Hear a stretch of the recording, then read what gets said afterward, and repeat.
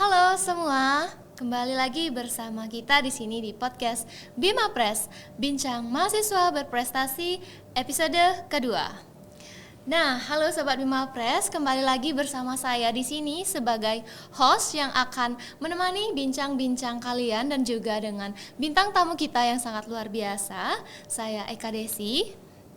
Nah, pada episode kali ini kita kedatangan bintang tamu yang sangat luar biasa nih dengan segudang prestasinya di bidang akademik.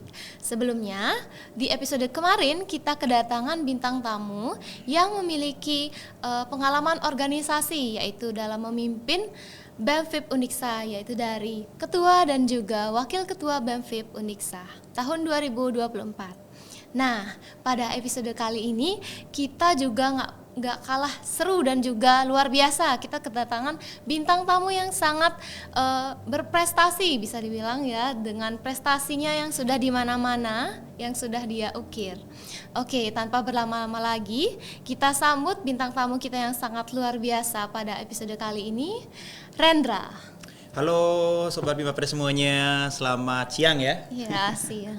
Oke Rendra, gimana ini kabarnya? Astungkara baik sekali. Baik sekali, oke. Jadi buat sobat-sobat Bima Press di rumah, mungkin masih banyak ya yang belum tahu siapa sih Rendra, dari mana asalnya. Mungkin dari Rendra sendiri bisa langsung perkenalkan dirinya. Oke. Sebelumnya, halo Sobat Bima Press semuanya, sekali lagi selamat siang. Kenalin, aku Ibu Tua Preka Rendra Putra. Aku biasanya kerap disapa Rendra. Yeah. Aku mahasiswa semester 4 di program studi pendidikan guru sekolah dasar, jurusan pendidikan dasar, Fakultas Ilmu Pendidikan. Nah, aku asli anak desa Songan, Kintamani, Bangli. Oke, jadi untuk sobat-sobat Bima Press yang dari Bangli nih, mana suaranya? Halo, Semeton Bangli.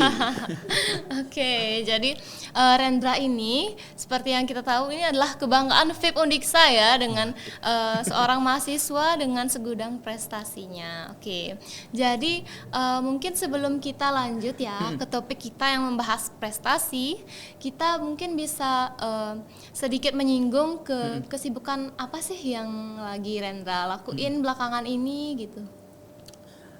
Kalau tentang kesibukan ya seperti pada umumnya lah ya, sebagai mahasiswa masih sibuk dengan perkuliahan, dengan segala tugas, dengan ulangan-ulangan, apalagi sekarang udah memasuki UAS ya, ujian akhirnya. Dan kebetulan beberapa kegiatan di luar ya, seperti ada beberapa kegiatan di Denpasar ya, di rumah juga ngejalanin hobi ya. Itu aja sih sebenarnya. Oke, jadi aktif berkuliah ya. Iya. Tadi aku dengar ada kegiatan di Denpasar ya, padahal kuliahnya di Singaraja, Nah, jadi itu kegiatan apa itu ya di Denpasar? Ya, jadi kebetulan ya ada sedikit kegiatan di luar, yakni di Denpasar itu ada sedikit organisasi.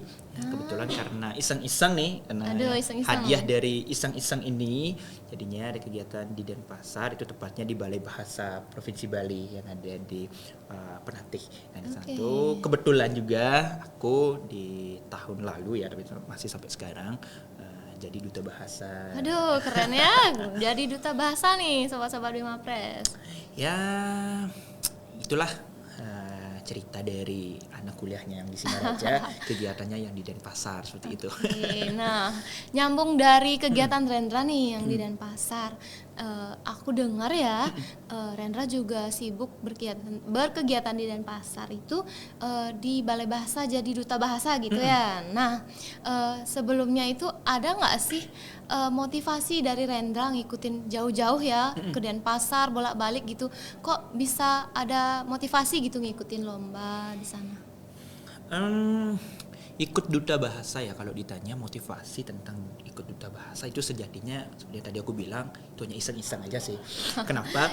Ya aku masih ingat tahun lalu ya, kebetulan waktu itu ada safari itu sosialisasi dari duta bahasa itu kebetulan ke Uniksa. Waktu itu kan ada pemilihan duta bahasa Provinsi Bali tahun 2024. Nah, jadi di sana itu sebenarnya ada salah satu kalimat ya, kakak senior di Dubas itu bilang, wah kalau nanti kalian ikut duta bahasa nanti bakal ada podcast nih. Nah, karena itu sebenarnya, karena podcast, karena kebetulan aku tipenya anak yang suka cerita. Nah, jadinya cukup tertarik nih tentang podcast. Nah, selain itu juga kebetulan ya, aku kan ke Denpasar itu jarang ya. Iya. Nah, itu kayak pengen tahu kayak Denpasar itu apa sih? Pengen banget punya teman-teman dari berbagai universitas ya, di universitas di UDN dan sebagainya. Dan yang terakhir, nah ini kebetulan aku lahir di keluarga yang memang gemar akan bahasa dan juga sastranya. Nah, terutama ini di sastra Balinya. Nah, karena kebetulan ini ada duta bahasa ya, yang salah satunya itu memang berfokus di pelestarian bahasa Bali, ya bahasa daerahnya selain dari bahasa Indonesia dan bahasa asingnya. Itu sih yang ngebuat aku kayak senang. Oh, nanti siapa tahu ketika aku jadi duta bahasa, aku bisa nih kayak lebih mendalami tentang bahasa. Nah, ya. Jadi cukup kuat ya motivasinya dari mulai podcast gitu. Jadi kita di Bima Press ini gini ya, kayak cocok ya mengundang Rendra karena dia tuh suka cerita gitu anaknya. Oke, nah menyambung dari beberapa motivasi yang Rendra udah lewati ya. Nah, di proses-proses menuju jadi duta bahasa gitu ya, pasti ada perjalanan yang memang sangat berkesan gitu ya. Gimana sih perjalanan dari ngikutin tes ataupun ngikutin seleksi, nyiapin berkas-berkas yang tentunya pasti menguras tenaga dan juga pikiran. Okay. Pastinya dong ya menguras tenaga dan juga pikiran. 1 tahun lalu itu tepat aku semester 2 ya, kayak itu banyak sekali drama-drama kehidupannya lah. Waduh, meskipun ikut di duta bahasa tapi banyak banget drama kehidupannya. Selain dari tadi itu kan aku bilang PP lah ya, dari Singaraja ke Denpasar. Dan di sana tuh banyak banget sebenarnya tesnya. Nah, waktu itu kurang lebih ya yang aku ingat itu yang cewek pesertanya ini sebelum penyisihan yang daftar aja itu kurang lebih sekitar 70 yang cewek, yang cowok itu sekitar 30-an. Nah, jadi di sana tuh awalnya kita tuh bakalan dikumpulin, kita ada seleksi tahap pertama ya dari ke semua peserta lah ya, di 70 yang cewek dan juga yang cowok itu 30, itu hanya dicari 15 dulu. Nah, seleksi tahap pertama itu adalah seleksi wawancara tentang organisasi, tentang kebahasaan, tentang bagaimana kemampuan kita dalam memanajemen diri, itu seleksi tahap pertama. Yang kedua, itu ada seleksi uji kemahiran berbahasa Indonesia tapi yang belum yang versi resminya. Jadinya ada kayak versi dasarnya terlebih dahulu. Nah, dari sana dicari nih 15 orang. Kan udah ketemu nih 15 kandidat ya, 15 pasangnya ya. Iya, pasang. Dari 15 ini itu dicari lagi 10. Aduh. Nah, lagi dan nih sedangkan di satu teman-teman ya, semua menipis, dengan saingannya luar biasa sekali. Ada yang udah S2 lah istilahnya, ada yang dosen. Ada S2 karena dia itu dapat percepatan. Jadi kebetulan itu umurnya 24 tahun ya maksimal. Jadi ada yang udah tamat S1 dia tuh dapat S2-nya. Lanjut. Nah, habis itu di sana ada namanya uji wicara publik. Nah, kalau wicara publik itu kan pada kata dari public speaking. Ya, wicara public, public speaking. Jadi di sana tuh dites juga dari ke-15 orang itu, 15 pasang orang itu jadinya 10. Nah, kebetulan nih iseng-iseng kebetulan lolos ke 10-nya. Dan di sana itu ada cerita yang menarik kalau waktu pengumuman 10 pasang itu tepat di ulang tahunku, aku masih ingat 6 April 2024. Wah, udah setahun lalu benar. Itu juga spesialnya aku waktu itu udah di kepala 2. Kepala 2. Menyambut kepala 2 dengan tiba-tiba aja lolos ya, semoga 10 besar. 10 besarnya. Nah, setelah ini ada namanya pra-karantina dan juga karantinanya. Ini tuh selama 3 bulan. Jadi di sana tuh lagi kita dites. Yang pertama ada namanya tes uji kemahiran berbahasa asing UKBA. Ada namanya uji kemahiran berbahasa daerah atau UKBD. Habis itu ada namanya UKBI nih, uji kemahiran berbahasa Indonesia. Jadi ketika bahasa itu benar-benar tes dong. Habis itu ada wicara publik juga lagi, menyampaikan karangan argumentasi lagi, kita harus nyusun lagi, dan juga penampilan bakat. Nah, itu ada banyak bakat, tesnya. Dan sampailah singkat cerita nih ya, setelah semuanya selesai sampailah di puncak finalnya. Gitu. Puncak final itu tanggal berapa gitu? Kamu masih kalau tidak salah ya, setauku itu tanggal 24 Mei 2024. Aduh, sekarang tanggal 26. Ya. Udah pas setahun dulu ya. Ya. Masih hangat-hangatnya sih waktu itu. Dan kalau berbicara tentang cerita ya, semasa perkuliahan itu paling seru. Ya, seru ya. Tapi banyak tantangannya. Iya, tentu karena manajemen waktu, manajemen diri juga, apalagi di semester 2 itu masih awal-awal tuh. Tugas-tugasnya. Banyak ya. habis itu kerja kelompok waktu itu, dan apa ya istilahnya manajemen diri juga masih belum tahu ya, dalam artian masih tetap belajar karena masih penyesuaian juga, baru semester 2 kan tiba-tiba udah langsung PP nih gimana caranya gitu. Itu sih tiba-tiba udah di malam puncak. Nah, gitu. sebelum itu karantina itu berapa lama? Karantina itu 3 bulan. 3 bulan Iya, berarti benar. full nggak ikut kuliah atau gimana? Kebetulan waktu itu ini syukur banget ya. Iya. Karena waktu itu ada beberapa yang ada yang daring dan juga memang ada yang kuliah secara offline. Nah, kebetulan nih kalau yang offline, syukurnya dosen-dosen di FIP ini kayak paham betul gimana mahasiswanya lah ya. Mendukung Artinya, ya, support. mendukung banget. Ya. Jadi Bapak Ibu dosen itu memberikan kesempatan lah, artinya mungkin bukan keringanan dalam artian tidak ada tugas tidak, tapi istilahnya kayak bisalah diatur bagaimana, tapi tetap tugas, ujian, ulangan juga sebagainya ikut tetap ikut. Tapi mungkin ada beberapa hal yang memang dispensasi juga sempat. Ya, itu sih tantangannya lebih di kuliah pembagi waktu itu deh. Nah, sehabis karantina 3 bulan itu ya kan udah langsung nyambung ke puncak, malam puncak ya Iya, namanya. malam puncaknya, puncak final. Nah, gimana nih perasaan Rendra pada saat malam puncak tuh kayak pas dinobatkan gitu jadi duta bahasa? Waduh, malam puncak ya itu ceritanya yang menarik banget sih karena ya? itu kan diadainnya di DNA ya, Dharma Negara Alaya yang ada di Denpasar. Denpasar. Nah, kebetulan nih ini ada cerita uniknya juga. Di DNA itu dulu aku kecil, itu aku selalu lihat di layar kaca, TV dan juga HP gawaya. Gimana sih rasanya biar dapat di DNA? Gimana sih rasanya nginjakin kaki di DNA? Nah, kebetulan nih saat grand final itu diinfoin. Iya. Kalau kita tuh grand finalnya di DNA kan. Tempatnya Nah, itu yang pertama. Wih, kayak udah aduh ini nih DNA kayak pertama kali ngerasa DNA gitu. Ditunggu-tunggu banget. Oke. Itu singkat cerita nih, sudah penampilan opening dance, opening number, dan juga tanya jawab 6 besar. Nah, ini tiba-tiba, ternyata aku lolos ya 6 besar. Nah, awalnya tuh aku gak menargetkan bahwa aku bakalan jadi juara, tidak. Tapi yang kayak tadi aku bilang, kalau biar aku punya teman di Denpasar, karena aku ingin menggunakan bahasa dan memang aku ingin coba hal-hal baru sih sebenarnya juga. Nah, habis itu tiba-tiba lolos 6 besar. Lolos 6 besar. Nah, habis ini sekarang pengumuman 3 besar. Kayak muncul di harapan, waduh, ya sekarang aku udah 6 besar nih. Bisa nggak ya aku 3 besar? Nah, itu tiba-tiba diumumin, ditarik dong. Waktu itu nomor 2 aku ditarik. Aku masih ingat. Nomor 2 kan dari 6 pas penobatannya nomor 2 ditarik. Udah nemu nih 3 besar cowok, 3 besar cewek. Nah, sekarang adalah Q&A, tanya jawab 3 besar. Final itu Final. ya. Dan singkat ceritanya udah dijawab. Sekarang pengumuman nih. Pengumuman. Nah, syukurnya di sini ada namanya gelar Duta Bahasa Warta.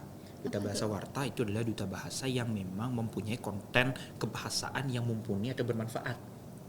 Nah, jadi kan waktu itu sempat juga dari awal karantina sampai akhir itu kita tuh diminta buat konten-konten kebahasaan. Kontennya. Nah, itu tiba-tiba dipanggil. Yang dapat Duta Warta tahun ini adalah 09, karena waktu itu kan aku 09 ya. Dipanggil, syukurnya dapat nih 1. Nah, habis itu ada pengumuman wakil 2. Nah, kalau wakil 2 tuh runner up 2 istilahnya kalau kita di Duta Bahasa. Runner up 2, oke. Habis itu aduh bisa nggak ya gitu. Semoga aja aku dapat wakil 1 deh, runner up 1 deh, karena targetnya cuma di sana. Tiba-tiba wakil 2 aja tuh ada teman kakak tingkat yang dipanggil. Jadinya kemungkinannya aku udah nih dapat ya wakil 1. Kan pikirannya gitu. Kalau winner nggak ada. Udah nggak ada pikiran pikiran sedikit pun. Winner ya, oke. Pengumuman puncaknya tuh ada pengumuman antara wakil 2 sama wakil 1-nya. Nah, itu menurutku ya. Habis itu sekarang kan ada namanya stula standing. Jadinya stula standing tuh yang cowok di kanan saling berhadapan dan cewek di kiri saling berhadapan. Itu ya yang yang waktu penyelempangan tuh loh. Iya. Itu singkat cerita nih kakak Windy namanya, itu kan udah di belakangku yang winner tahun lalunya. 2 tahun lalunya. Itu sekarang kan dihitung nih ya. Iya. 3, 2, 1 tiba-tiba samirnya tuh selempangnya itu nyentuh tubuhku. Oke. Tapi di sana tuh diam. Iya. Dan aku anehnya tuh nanya ke winner 2 tahun lalu ya, ke kakaknya, "Kak, coba dong dicek lagi perolehan nilainya. Ini benar ya Rendra yang dapat?" Dari kamu kayak ngerasa ini bener aku ya gitu ya, belum. Itu sampai ditarik ke belakang pun nggak mau. Karena kayak diminta ulang aja. Ulang, coba dicek lagi, coba didiskusikan lagi. Kakaknya aku masih ingat, "Gak apa-apa, ayo sini," gitu.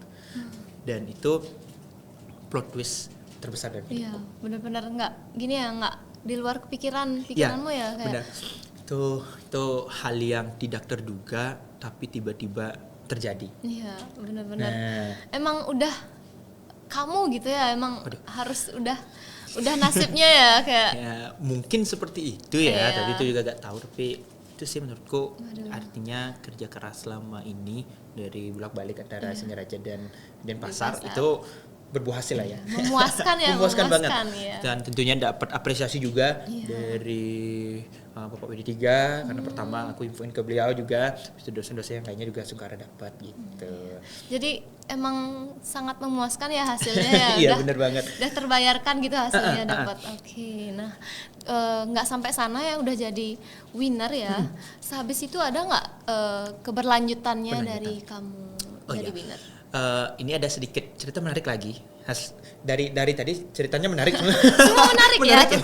Tadi saya aku bilang menarik ya. Ya, Oke. tapi ini aku ingat banget setelah final di tanggal 24 itu. Itu selesai pukul 12. Malam ya? Iya, 12 malam. Dan besoknya jam 4 pagi aku landing ke Jogja. Itu ngapain ini tiba-tiba ke Jogja gitu? Nah, waktu itu kebetulan Hamin 1 minggu sebelum Grand Final Dubas, aku kan iseng-iseng sebenarnya ikut lomba LKTI. Lagi iseng-iseng ya? Habis itu tiba-tiba lolos ternyata finalis. Nah, di situ benar-benar bingung.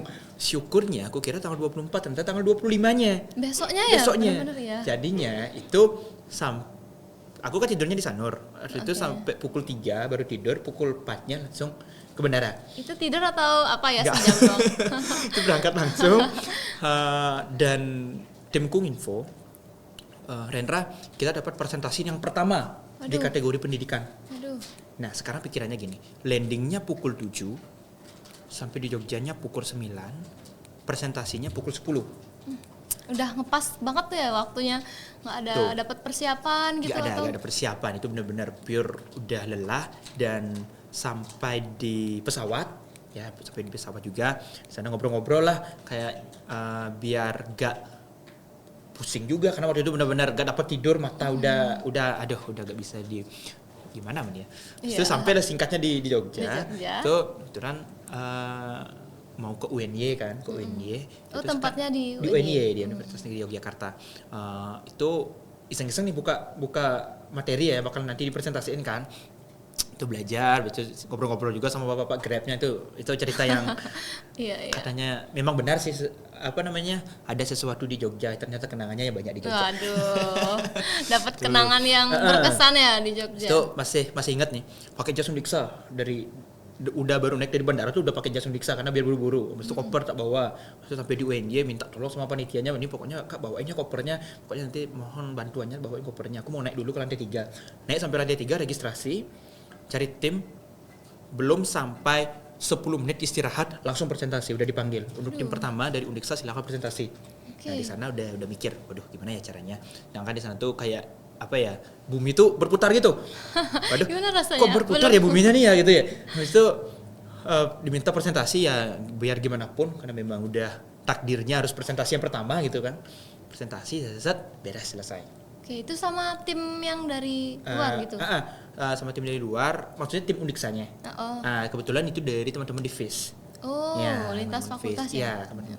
Habis itu singkat ceritanya udah dong selesai itu, adiknya udah aman, sisanya ya melanjutkan diri ke Balik lagi. menikmati dulu di Jogja pastinya. Iya. Healing mungkin ya namanya. Iya, healing. Dulu di Jogja.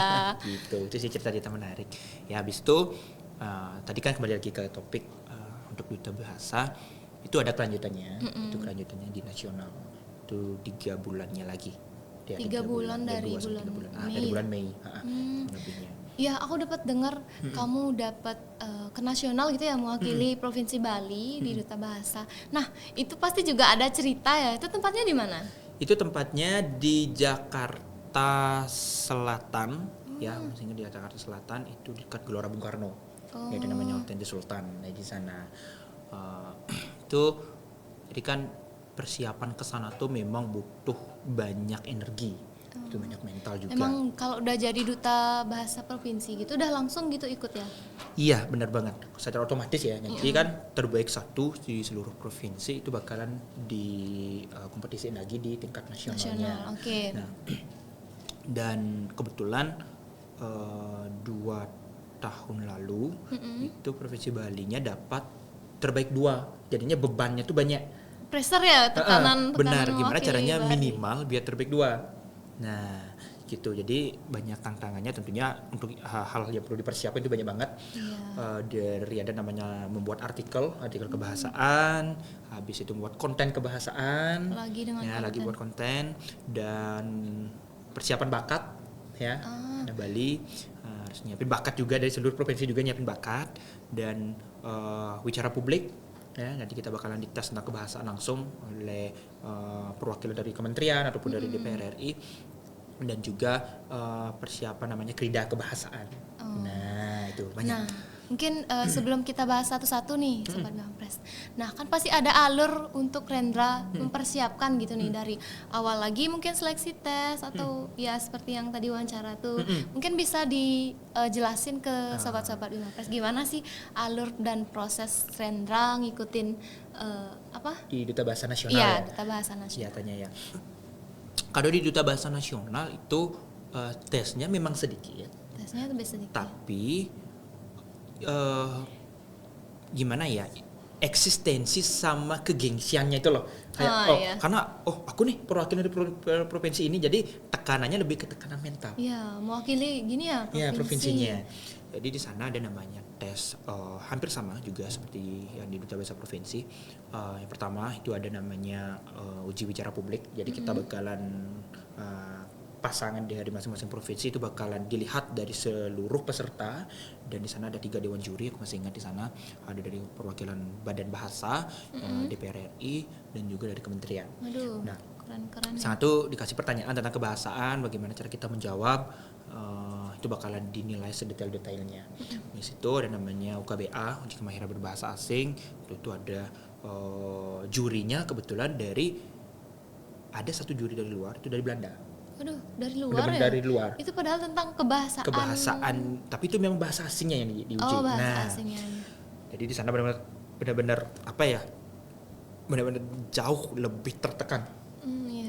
Memang sih dari senior-senior, dari teman-teman itu nggak ada yang menekan. Ya udah, jalani saja, ikuti aja apapun yang terjadi. Tapi kan nggak dapat dipungkiri juga lah kita dari kan, diri kita sendiri ada. Tapi tuh perasaannya. Padahal aku tahu nih kalau kemampuan berbahasa asingku masih jauh lah istilahnya dari teman-teman yang lain di sana kan. Tapi ya udah, apapun yang terjadi memang udah harus dilewati.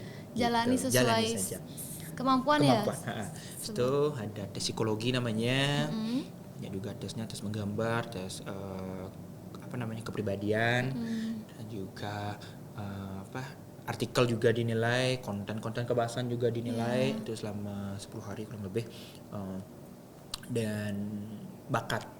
Ada penampilan bakat, habis itu keridanya juga. Itu. Ini menarik nih tentang bakat, penampilan bakat di sana ya. Kan Rendra sebagai perwakilan dari Bali nih, pasti bakatnya tuh nggak jauh dari seni gitu ya. Jadi bisa diceritain nggak apa sih bakat yang kamu tampilin pas itu?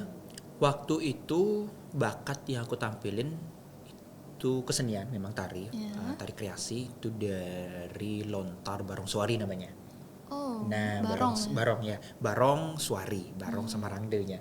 Jadi itu juga PR juga bagi kita, gimana caranya bawa barong dan bawa rangde ke Jakarta. Itu bawa dari Bali ya? Bawa dari Bali, nggak bisa sewa di sana karena memang sulit nyari ya. Itu penampilan bakat. Kita juga bertim di sana, ada teman-teman dari Dubas provinsi dari Bali itu ngebantu juga di sana. Senior-senior yang memang ada di Jakarta atau seputaran wilayah Jawa itu juga ngebantu di sana. Persiapannya lumayan juga, karena harus nyiapin para wakilnya, nyiapin kostumnya yang harus kita bawa dari Bali. Itu sampai koper kita tuh overload. Kita harus nambah bagasi lagi. Beratnya ya. Rangde itu lumayan, kurang lebih waktu itu sekitar 20 kilo kalau nggak salah. Waduh, berat. Nah, benar-benar yang rangde fullnya. Nah, kalau barongnya cuman punggalan barongnya, cuman tapelnya aja yang tak bawa. Yang di sana tampil dan memang ditunggu-tunggu kalau Bali. Itu dari tahun ke tahun. Kayak Bali itu apa sih bakalan ditampilin ya? Dan fun fact-nya pertama kali dari Bali itu nampilin rangdenya langsung. Wah, full gitu ya? Full. Isi kekerabnya, isi ngerehnya juga langsung. Itu PR banget sih bawa dari Bali. Dan syukurnya kita dapat yang penampilan terbaik untuk bakatnya. Nah, masih mempertahankan dari tahun ke tahun. Emang itu masih PR juga bagi kita. Itu sih kalau di bakat. Nah, Oke, jadi kira-kira dari penampilan bakat itu berapa lama sih kamu mempersiapkan itu? Persiapkan semuanya itu rata-rata 3 bulan juga, karena Udah langsung ya dari awal? udah langsung, karena itu benar-benar harus diatur. Artinya kita harus ngebagi bagaimana cara kita fokus ke artikel, bagaimana kita fokus ke bicara publik, apalagi kita ada namanya krida kebahasaan yang harus kita implementasiin. Waktu itu ranahnya siswa SMP yang ada di Bali. Jadi itu juga PR.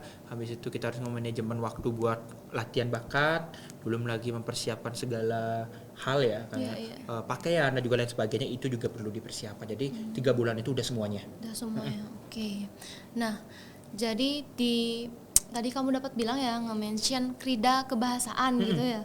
Jadi itu sasarannya SMP gitu anak. Iya. Kebetulan kan krida kebahasaan itu sejenis PKM ya istilahnya, kayak program kerja, kayak program atau inovasi tapi tentang kebahasaan.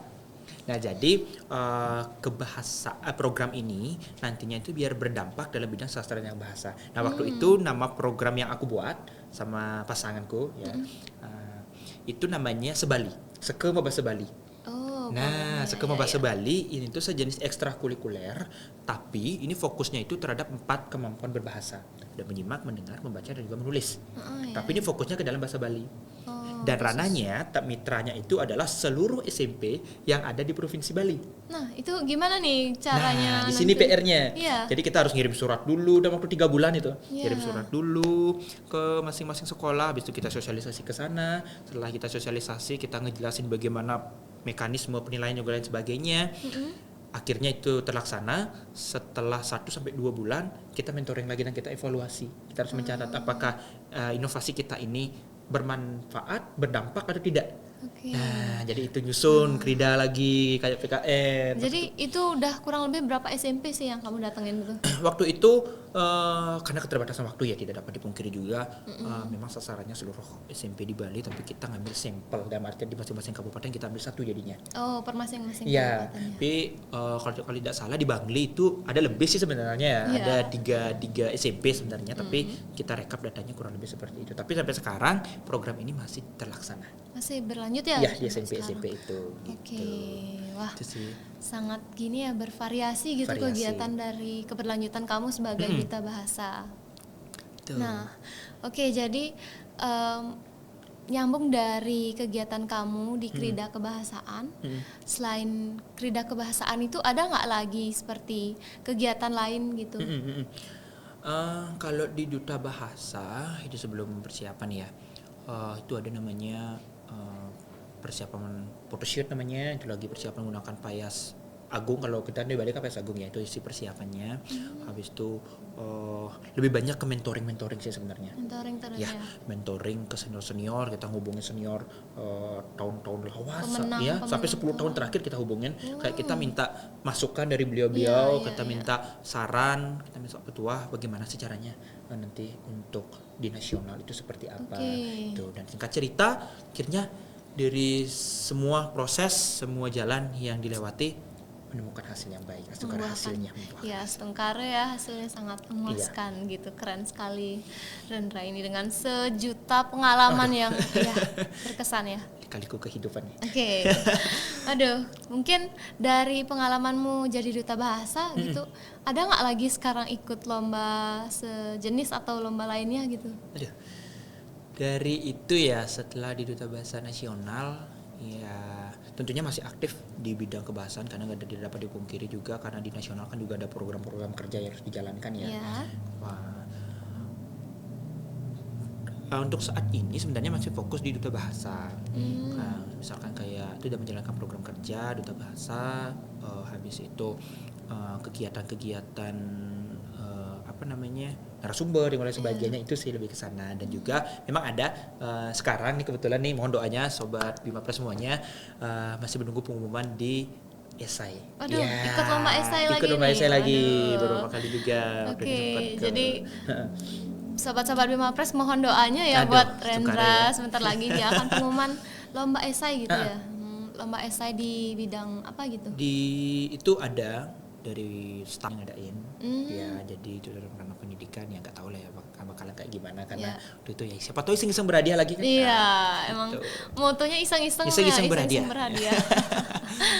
Oke, nah dari sekian banyak nih kegiatan yang kamu udah lewatin gitu, bisa nggak kamu lagi ikut organisasi mungkin di kampus? Kebetulan aku ikut organisasi juga. Wah, di apa tuh? KMAD BPM Undiksa ya, Keluarga Mahasiswa Hindu Dharma ya, gitu. Oke, nah di sana kamu itu jadi bagian apa gitu? Nah, kalau di awal waktu ini kebetulan aku jadi pengurus di bidang 2 waktu itu, waktu minat bakat, dan sekarang ini diberikan kepercayaan yang lebih, kebetulan jadi penanggung jawab di wakil 2-nya. Waduh, udah langsung penginti ya? Aduh, Penginti itu di tiba-tiba organisasi. gimana itu plot twist dalam hidup sih juga. Aduh, bener-bener. Tuh. Tapi sebelumnya aku dapat dengar nih, kamu juga sempat menjabat sebagai Trune KMHD ya? tahun lalu. Iya, itu tahun lalu juga. Jadi ini berbarengan sebenarnya. Berbarengan ya sama antara Duta Bahasa dan juga di Turuni. Tuh, Turuni Februari, Duta Bahasa Mei. Itu benar-benar berbentrokan juga. Iya, sempat. Tapi kurang lebih gimana sih pengalaman kamu jadi Trune? Trunenya. Iya. Kalau pengalaman jadi Trune, nah kalau kebetulan ini Trunenya itu fokusnya ke budaya. Kebudayaan. Iya, ke budaya. Kalau udah bahasa ke bahasa. Nah, kalau ini lebih ke gimana cara kita sebagai generasi muda untuk menjadi agen pemberian informasi tentang kebudayaan seperti itu. Habis itu ngayah juga ya, karena KMAD kan memang dasarnya adalah ngayah seperti itu sih. Iya. Tuh. Ya kurang lebih seperti itu juga, menjalani layaknya pejan-pejan pada umumnya sih. Oke. Tapi udah nggak umum nih, udah banyak banget nih kegiatan yang kamu ikuti. Waduh. Oke, nah lanjut ya, mungkin kita setelah mendengar beribu aktivitas yang kamu jalanin ini, gimana sih cara kamu membagi waktumu gitu, cara kamu manajemen waktu biar sama-sama jalan gitu? Sebenarnya kalau menurut aku pribadi, semua orang itu mempunyai waktu 24 jam. Itu sama, semuanya sama. Tapi sekarang yang membedakan dari ke 24 jam itu adalah gimana cara kita mengatur prioritas. Semua kegiatan, semua tugas itu penting. Tidak ada yang tidak penting. Tapi ada yang mana prioritas, yang mana tidak prioritas. Artinya belum diprioritaskan. Biasanya aku membagi itu jadi 4. Ada yang prioritas mendesak, ada yang prioritas tidak mendesak, ada yang tidak mendesak tetapi prioritas, ada yang tidak prioritas tidak mendesak juga. Nah, sebenarnya aku juga masih belajar sih untuk apa ya, untuk memanajemen waktu itu. Jadi biasanya aku buat itu di Excel, ada namanya skala kegiatan, jadi yang mana skala prioritas, kira-kira yang mana aku harus dahulukan. Tapi tidak dapat dipungkiri juga beberapa kali keteteran sih. Iya, lagi tugas-tugas juga, aduh itu sih. Nggak semulus itu, tapi selalu diusahakan ya biar semuanya maksimal gitu berjalan ya. Oke. Kalau kata Nadiem Makarin kan semuanya semuanya dirayakan ya. Kalau sekarang kalau kata Eka semuanya diusahakan. Oke. Oke, jadi sobat-sobat Bima Press bisa mencontoh ya gimana sih caranya Rendra untuk memanajemen waktunya biar semua jalan, semua maksimal dan juga membuahkan hasil. Nah, oke, kita menyambung juga selain memanajemen waktu, mungkin sedikit menyinggung nih tentang orang-orang di sekitar Rendra gitu. Gimana sih peran dari orang-orang tersayang, orang tua gitu, teman, dan mungkin dari someone spesial ya. Oke. Ya, kalau untuk orang tua tentunya support tertinggi itu dari orang tua, dari keluarga. Kebetulan dari keluarga aku benar-benar ngedukung apapun kegiatan yang aku lakuin, baik secara support, secara mental, dan tentunya ya finansialnya juga lah ya. Tuh. Itu dengan teman-teman juga ya, teman-teman kelas juga mengerti kayak gimana. Ya kan biasanya nih kalau orang yang sibuk itu jarang banget kan diajak kelompok kan ya, karena bakalan gimana ya istilahnya, aduh ini bakalan nggak kerja nih. Kesannya gitu ya. Tapi syukurnya sampai sekarang teman-teman masih lah mau nerima aku kan gitu. Itu kedua, patut diapresiasi. Yang ketiga tentang someone spesial lah ya. Waduh, someone spesial saatnya masih nihil nih, masih belum ada pengisi. Mungkin belum ya, masih. Iya. Mungkin siapa tahu ya tadi sobat Bima Press kan ya. Wah, beda. Aduh nih sobat Bima Press. Beda ceritanya. Tapi kalau motivasi dari itu sejatinya adalah. Ada ya. Ada satu orang ya, kadang patah hatinya ada juga ya, kadang senangnya juga. Tapi udah ada nih satu orang gitu. Bilang ada masih gabeng sih. Nah, kayak kayak hantu dia. Kadang ada, kadang enggak. Itu gimana kadang tuh? Atau mungkin dari Rendra yang jadi hantu ya. Aduh. Kadang-kadang sibuk gitu ya, kadang-kadang. Aduh. Enggak sih ya. Ya, ada, tapi masih berproses lah istilahnya. Ya. Jadi nggak dapat kita pungkiri ya kalau orang-orang sekitar itu benar-benar berperan dalam mendukung kita. Seperti yang sebelumnya Rendra katakan, dari orang tua gitu mendukung emosional, finansial, juga dari teman-teman sekitar juga ada perannya gitu ya.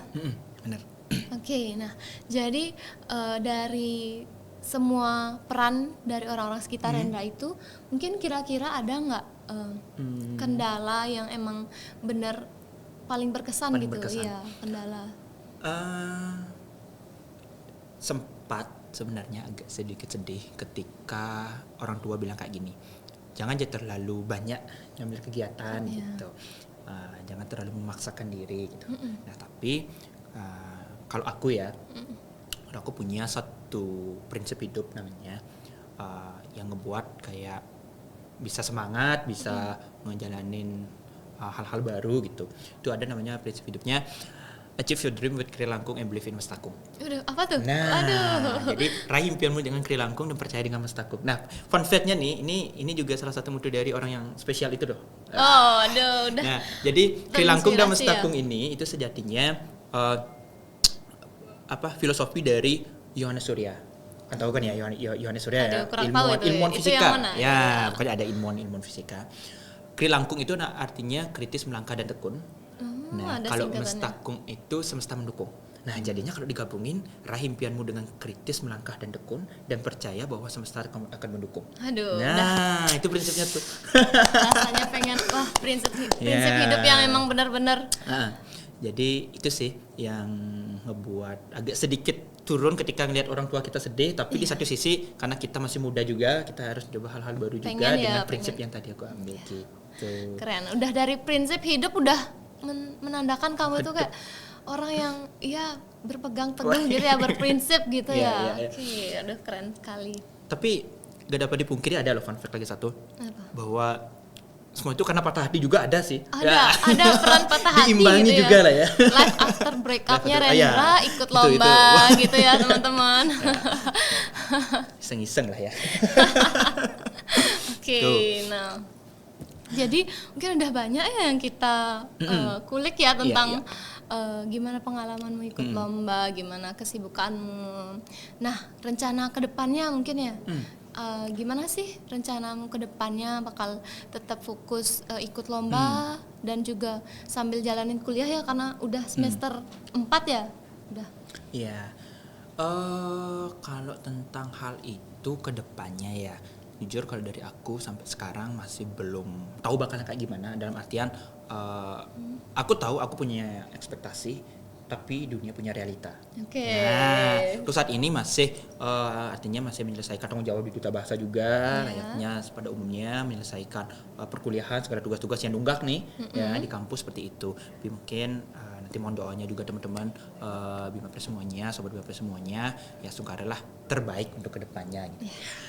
Doain ya yang terbaik untuk kedepannya. Untuk sobat-sobat Bima Press juga ya tetap semangat dan juga bisa mencontoh Rendra gimana sih semangatnya dia dalam tetap ya ikut-ikut lomba gitu teman-teman. Nah mungkin sebelum kita menutup podcast kali ini ya, dari Rendra ada nggak sih pesan yang mau disampaikan untuk sobat-sobat Bima Press di rumah, kayak ya seperti kata-kata apa gitu? Oke. Halo sobat Bima Press semuanya. Ada satu prinsip hidupku juga. Muda berkelana, tua bercerita. Nah, jadi itu siapa tahu dari teman-teman bisa menjadikan prinsip hidup juga, bahwasanya kita anak muda, kita masih muda ya. Habiskan dulu jatah gagal kalian, cari pengalaman sebanyak-banyaknya. Dunia itu tidak hanya di kampus saja, dunia itu luas sekali, banyak hal yang bisa kalian dapatkan, pengalaman yang kalian dapatkan.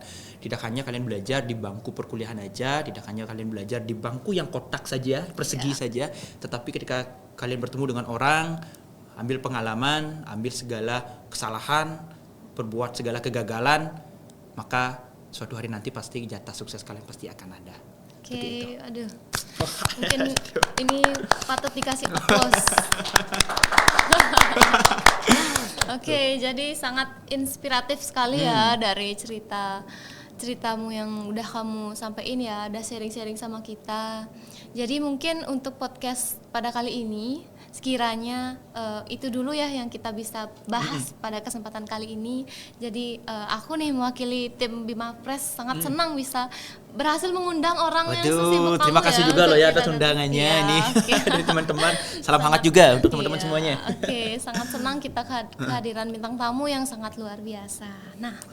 Nah, sobat-sobat Bima Press di rumah, itu dia podcast kita pada episode kali ini. Tetap nantikan podcast-podcast kita yang selanjutnya dan juga nggak akan kalah seru dan menarik dari podcast kita pada episode kali ini. Nah, untuk episode kali ini bisa kita cukupkan. Terima kasih kepada Sobat Bima Press yang sudah menonton sampai habis ya, sudah mengikuti gimana proses-proses perjuangan Rendra pada bisa sampai pada titik ini. Oke, nah akhir kata kita tutup ya podcast kali ini dengan menyapa Sobat Bima Press di rumah. Terima kasih Sobat Bima Press semuanya. Terima kasih. Pokoknya sukses selalu untuk kalian. Bye. Bye.